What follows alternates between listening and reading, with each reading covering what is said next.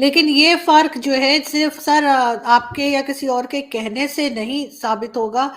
इसके लिए तो वोटिंग कराई जानी चाहिए ताकि पता चले कि कश्मीर के लोग क्या चाहते हैं, उनके अपने लोग क्या सोचते हैं और क्या मानते हैं। क्योंकि पाकिस्तान में तो एक ये इम्प्रेशन है कि वहाँ पर बहुत ज़ुल्म किया जा रहा है, वहाँ के लोगों को बंद करके रखा हुआ है। यहाँ पे बुरहान वानी को बहुत हीरो बना के पेश किया जाता है, कहा जाता है कि जी इस तरह से कई लोगों को मारा गया है, फ़ौज खड़ी है वहाँ पे। तो सर ज़बरदस्ती में तो ज़ाहिर देखिए है कि फिर सब हाँ ही करेंगे। देखिए वोट। आमिर मीर साहब का फरमाना है कि पाकिस्तान तो बंगालियों ने बनाया था और फिर इस मुल्क के जो लोग चाची और मामे बने उन्होंने इस मुल्क को तोड़ डाला और उसके बाद इस मुल्क को तोड़ने का इल्ज़ाम बंगालियों पर लगाया और उन्हीं बंगालियों को जिन्होंने पाकिस्तान बनाया था गद्दार कह के बाहर निकाल दिया। और इस नजरिया पाकिस्तान की वजह से जो एंथो जो नेशनलिज्म है, that is Baloch nationalism, Pakhtun nationalism, Sindhi nationalism, इसको कम करने के लिए आपको एक दुश्मन की जरूरत है और वो दुश्मन है हिंदुस्तान। जो कि हिंदुस्तान में हिंदुओं की अक्सरियत जरूर है, लेकिन ये हिंदू हिंदुस्तान नहीं है, ये सेकुलर हिंदुस्तान है। लेकिन इस चीज को पाकिस्तानी तस्लीम करना पसंद नहीं करते क्योंकि ये उनके फंडामेंटल्स को हिला देता है। खाना वतन की माओ बेटियों और बहनों के लिए गंदी जबान इस्तेमाल करने लगे, जैसे उनकी माँ नहीं दोनों बाप थे। वो आदमी बच्चे से कहता है अल्लाह डॉलर कैसे भेज सकते हैं, बच्चा कहता है पिछले सैलाब से बड़ा सैलाब तो भेज सकते हैं। फिर आपके दामन में डॉलरों की बारिश। अब सिर्फ तबाही और बर्बादी ही आपकी आमदनी का जरिया बन सकती है। जितनी तबाही उतनी बेहतरी। बेटे तुम तो क़यामत की बात कर रहे हो। मोहतरम क़यामत तो आ चुकी है। उसकी निशानियां पता है आपको क्या है? जब बुरे लोग अच्छे लोगों पर हुकूमत करने लगे, जब झूठ सच को मार दे, जब अदालतें किसी और इदारे से फैसला आने का इंतजार करने लगे।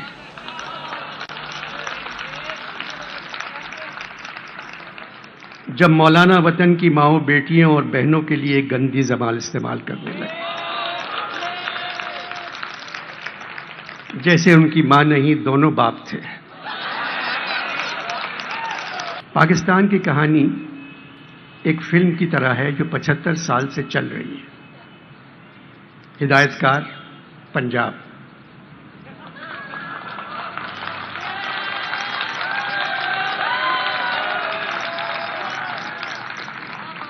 हिदायतकार पंजाब। शूटिंग बलूचिस्तान में हुई है।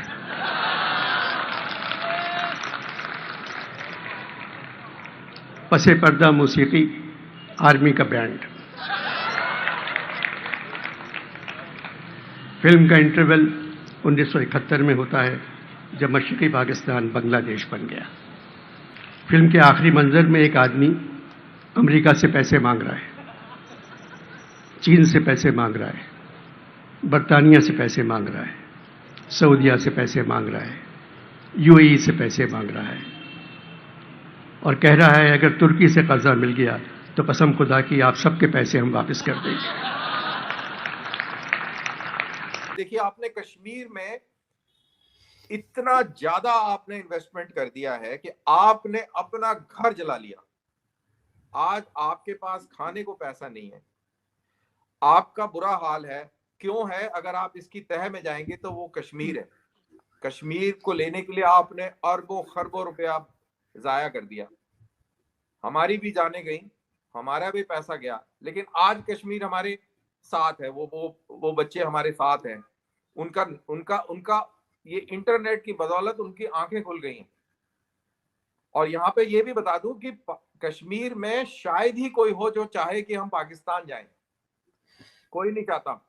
वहां पर ये जरूर है कि वहां पर कुछ लोग ये जरूर चाहते हैं, और कुछ नहीं, काफी लोग ये चाहते हैं कि हम एक आजाद मुल्क हो जाएं।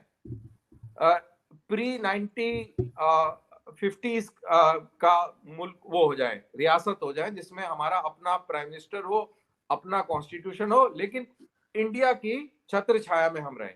ये वहां के मेजॉरिटी लोग चाहते हैं। तो कोई फिर अगर आज वहां पे रेफरेंडम करते कोई पाकिस्तान की तरफ वोट नहीं करेगा। ये फर्क है। ये उन्होंने क्या बात की है, क्या बात कर दी है ये। हम अक्सर ये बात करते हैं कि हमने अपनी नस्लों को सही तारीख नहीं पढ़ाई, हमने अपने बच्चों को अपने स्कूलों, कॉलेजेस, यूनिवर्सिटीज़ में सही तारीख नहीं बताई। अगर हमने अपनी नस्लों को सही तारीख पढ़ाई होती तो आज ये हाल थोड़ी होता। तो दिसंबर का महीना है और दिसंबर का महीना हमारे लिए बहुत ही नाजुक तरीन मोड़ होता है। इसकी वजह यह है कि दिसंबर का महीना हम पर बहुत ही भारी पड़ता है। एक तो ये कि तारीख में कुछ ऐसे वाक़यात हो चुके हैं, कुछ ऐसे सानेहात, जैसा कि बांग्लादेश और फॉल ऑफ ढाका की जब हम बात करते हैं। आपके यहाँ तो 4 ही स्टेट है और वही आप लोगों से नहीं संभल रही। क्यों नहीं संभल रही? क्योंकि वो नजरिया पाकिस्तान ही उसके पीछे एक बहुत बड़ा कारण है कि पाकिस्तान बंगालियों ने बनाया और उनके साथ उनकी आवाज में पहली आवाज सिंधियों ने मिलाई। मुस्लिम लीग जो है, ऑल इंडिया मुस्लिम लीग 1905 में किधर बनी? ढाका में बनी। ठीक है, all India Muslim league Dhaka में बनी। मुस्लिम लीग की पहली हुकूमत कहां पे आई? बंगाल में 1937 में। कौन बना यूनाइटेड बंगाल का वजीर आजम? कौन बना? ए.के. फजलुल हक। ए.के. फजलुल हक कौन था? 23 मार्च 1940 को लाहौर में पाकिस्तान रेजोल्यूशन ए.के. फजलुल हक ने पेश की और सिंध असेंबली पाकिस्तान की पहली असेंबली थी जिसने पाकिस्तान के हक में करारदाद पेश की। तो पाकिस्तान की तहरीक का आगाज बंगालियों ने किया, उनको सबसे पहली सपोर्ट सिंध ने दी और उसके बाद पाकिस्तान का मामा और चाचा और ताया कोई और बन गया और उन्होंने पाकिस्तान तोड़ दिया और पाकिस्तान तोड़ के कहा हो बंगाली बड़े गद्दार थे। भाई, कश्मीर तुम्हारी शाहरग हो गई, बलूचिस्तान शाहरग नहीं है, पख्तूनिस्तान आपकी शाहरग नहीं है, बंगाल आपकी शाहरग नहीं था। तो ये शाहरग जो है ये लोगों को इकट्ठा करने के लिए और एक दुश्मन एक रखना बहुत जरूरी है।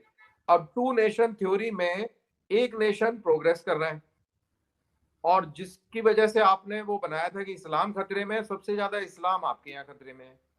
ओ भाई, अगर बंगाली गद्दार थे तो उन्होंने मुस्लिम लीग ढाका में क्यों बनाई? उन्होंने, और हुसैन शहीद सोहरवर्दी साहब जो है, फजलुल हक साहब के बाद हुसैन शहीद सोहरवर्दी साहब जो है वो प्राइम मिनिस्टर बने और हुसैन शहीद सोहरवर्दी साहब जो है उनके खिलाफ इतनी गंदी साजिश हुई कि अगर आप उनकी किताब पढ़े ना, बेगम शाइस्ता करामुल्लाह साहब ने जो उनकी किताब, उनकी बायोग्राफी लिखी, आपको आपकी आंखों में आंसू आ जाएंगे कि एक आदमी जो कि जिसने 1946 में करारदाद दिल्ली पेश की और कहा कि जी 23 मार्च 1940 को आपने सिर्फ ये जो पंजाब, सिंध, सरहद, बलोचिस्तान इनका मुल्क बनाने की बात की थी, तो अब आप बंगाल को भी इसमें शामिल करें। बंगालियों ने खुद अपने आप को शामिल किया पाकिस्तान में। नॉर्थ ईस्ट के अंदर नागालैंड में बहुत इंसर्जेंसी थी, वो एक आजाद मुल्क चाहते थे। आसाम भी एक समय अपने आप को आजाद मुल्क चाहता था। आपके पंजाब में खालिस्तान के नाम पर भी एक आजाद मुल्क की तहरीक चली। ये सारी की सारी खत्म हो गई और ये सारे के सारे अभी मेन स्ट्रीम में आ गए और हिंदुस्तान की तरक्की के लिए सबने कंधा लगाया हुआ है। सारे के सारे मिलकर इस तरक्की का हिस्सा बन रहे हैं।